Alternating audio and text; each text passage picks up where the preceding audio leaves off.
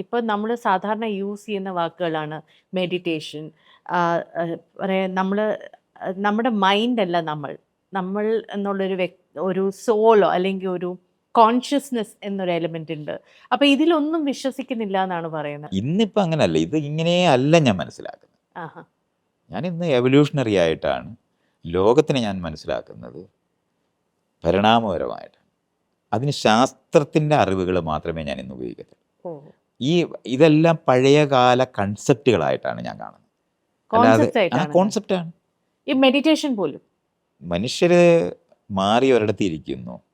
ഇപ്പം നമ്മൾ എക്സർസൈസ് എന്ന് നമ്മൾ പറയത്തില്ലേ, വ്യായാമം. ആ, വ്യായാമം പണ്ട് കാലത്ത് ഒരു ജീവിക്കും ചെയ്യണ്ട. കാരണം ഭക്ഷണം തേടുമ്പോൾ സ്വാഭാവികമായി എക്സർസൈസ് കിട്ടും. കിളി പറക്കണം ഭക്ഷണം തേടണമെങ്കിൽ, മാൻ നടക്കണം പുല്ല് തിന്നണമെങ്കിൽ, ഉം. കടുവ ഓടണം മാനിനെ പിടിക്കണമെന്നുണ്ടെങ്കിൽ, മനുഷ്യർ കുത്തിക്കുഴച്ച് മണ്ണിനകത്തു നിന്ന് ട്യൂബേഴ്സും തേടി നടന്ന് സാധനങ്ങൾ കണ്ടെത്തുകയും പഴങ്ങൾ കണ്ടെത്തുകയും ഓടി മൃഗങ്ങളെ പിടിക്കുകയും ചെയ്യേണ്ടതുണ്ട്. അവിടെ എക്സസൈസ് നടക്കുന്നുണ്ട്. എക്സർസൈസ് എന്ന് പറഞ്ഞ ഒരു വാക്ക് ആവശ്യമില്ല. ഇല്ല. നമ്മൾ കൃഷി ചെയ്ത് വേറെ ആളുകളെ കൊണ്ട് ഭക്ഷണം ഉണ്ടാക്കുന്ന സമയത്താണ് നമ്മുടെ ജീവിതത്തിൽ നിന്ന് എക്സർസൈസ് പോയത്. ഓക്കെ, അപ്പോഴാണ് നമ്മൾ എക്സർസൈസ് എന്നുള്ള വാക്ക് കണ്ടുപിടിച്ചത്. ഓക്കെ. അപ്പോൾ ആ എക്സർസൈസ് ആവശ്യമാണോ എന്ന് ചോദിച്ചാൽ ഇപ്പൊ ജീവിതം ആവശ്യം. ഇപ്പം ആവശ്യമാണ്. അതുപോലെ മെഡിറ്റേഷൻ മെഡിറ്റേഷൻ അത്രേ അർത്ഥമേ ഉള്ളൂ. നമ്മൾ മാറിയിരിക്കും, നമ്മളൊരു വിശ്രമിച്ചിരിക്കുന്ന ഒരു അധ്വാനം കഴിഞ്ഞിട്ട് മാറിയിരിക്കുന്ന സമയത്ത് നമ്മളൊരു സെൽഫ് റിഫ്ലക്ഷൻ നടത്തിയിട്ടാണ് ഇരിക്കുന്നത്. ഇത് നമ്മൾ സ്വാഭാവികമായിട്ട് ചെയ്തിരുന്നതാണ്. ഒരു വഴക്കിട്ടാൽ പോലും നമ്മൾ കോലായി പോയിരിക്കുന്നവരായിരുന്നു. അവിടെയാണ് നമ്മൾ പോയി വീട്ടിലൊരു വഴക്കുണ്ടായ ആളുകൾ അവിടെ പോയി, കുട്ടികളായാലും അവിടെ പോയിരിക്കും, സ്ത്രീകളായാലും പുരുഷന്മാരായാലും ആ മൂലയ്ക്ക് കാണും എന്നൊക്കെ ആൾക്കാർ പറയും. അങ്ങനെ മാറിയിരിക്കുക എന്ന് പറയുന്നൊരു സാധനം മനുഷ്യർ ചെയ്യുന്നതാണ്.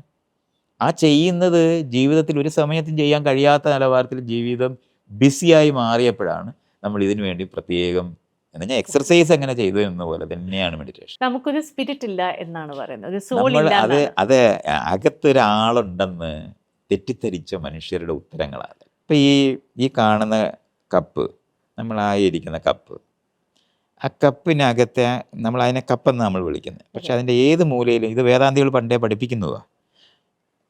കളിമണ്ണ് മാത്രമേ അവിടെ ഉള്ളൂ. കളിമണ്ണിൻ്റെ ഒരു രൂപം മാത്രമല്ലേ ആ കപ്പെന്ന് പറയുന്നത്. ഇതേ കളിമണ്ണ് നമുക്ക് ചട്ടിയാക്കാം, കലമാക്കാം. അപ്പോൾ വ്യത്യസ്തമായ ഉപയോഗങ്ങൾക്ക് വേണ്ടി അത് ഉപയോഗിക്കാൻ പറ്റും. ഈ കളിമണ്ണിൻ്റെ ഒരു രൂപമാറ്റത്തിനെയാണ് നമ്മൾ കപ്പെന്ന് വിളിക്കുന്നത്. ഒരു ബാക്ടീരിയ എടുത്താലും അതിനകത്ത് ആ ചേരുവയ്ക്കകത്താണത്. അതിനെയാണ് എമർജൻസ് എന്നാണ് പറയുന്നത്. അല്ലെങ്കിൽ മലയാളം പറഞ്ഞ ഉരുത്തിരിയുക, സംസ്കൃതം പറഞ്ഞ ആവിർഭവിക്കുക എന്ന് പറയും. അത്രയും ചേരുവകൾ ചേരുമ്പോഴവിടെ പ്രത്യക്ഷപ്പെടുകയായി. ആ പ്രത്യക്ഷപ്പെടുന്നത് എമർജൻറ്റ് പ്രോപ്പർട്ടിയാണ്. ആ എമർജൻറ്റ് പ്രോപ്പർട്ടി എന്ന് പറയുന്നത് അതിൽ നിന്ന് ഭിന്നമായി ഉണ്ടാകുന്നില്ല. അത് നിങ്ങൾ കാറിനെ എടുത്താൽ കാറിൻ്റെ പാട്ടെന്നാണ് നമ്മളിപ്പോൾ പറയുന്നത്. പക്ഷെ ആ പാട്ടിൽ നോക്കിയാൽ കാറ് കിട്ടത്തില്ല. എല്ലാം കൂടി അതിന് ഇണങ്ങിച്ചേരുന്ന ആ സമയത്ത് പ്രത്യക്ഷപ്പെടുന്ന ഗുണപരതയാണ് കാറിനകവും യാത്ര ചെയ്യാനുള്ള കഴിവ്. അപ്പൊ ബേസിക്കലി നമ്മൾ മനസ്സ്, ശരീരം, ഊർജം ഇതിനെ ഒന്നും സെപ്പറേറ്റ് ആയിട്ട് അങ്ങനെ സെപ്പറേറ്റ് ആക്കാൻ ഒരിക്കലും കഴിയില്ല. അങ്ങനെ സെപ്പറേറ്റ് ചെയ്യാൻ പറ്റുമെന്ന് മനുഷ്യർ തെറ്റിദ്ധരിച്ചത് കൊണ്ടാണ് മരിച്ചു പോകും എന്ന് നമ്മൾ പറയുന്നത്. വാക്കിനകത്ത് നമ്മളിപ്പോഴും അങ്ങനെ പറയുന്നത്. ഇവിടുന്ന് ശരീരത്തിൽ വസിക്കുകയാണെന്നാണ് ഭഗവത്ഗീതയിലൊക്കെ അങ്ങനെ എഴുതുന്നത്. ഉടുപ്പ് മാറുന്ന പോലെ ആ ശരീരം മാറുന്നതാണ്.